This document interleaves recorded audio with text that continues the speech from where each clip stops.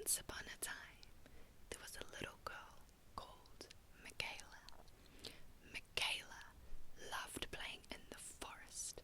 She had such a big forest outside her house. Every day she'd go walking into the forest looking for different things. One day she came across an old fire pit.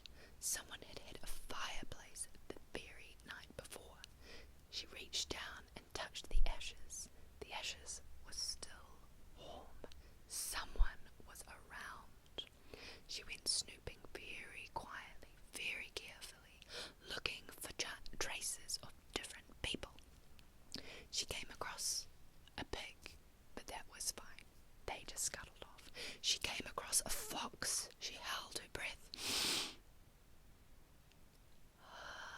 But the fox just went away. She was crawling over a log when all of a sudden,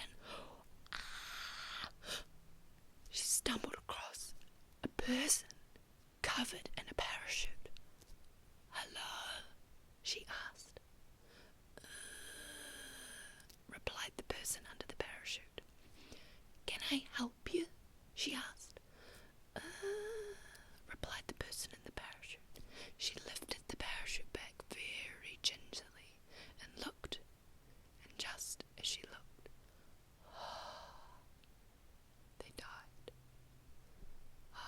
She thought. She covered their lids, pulled the lids down, and said a little peace for the deceased, and she went on. She went on and on and on, and came across a book and a tree. At the top of the tree she could see the novel sitting up there. She peered up and she looked, and it was Pride and Prejudice. She loves that show. She loves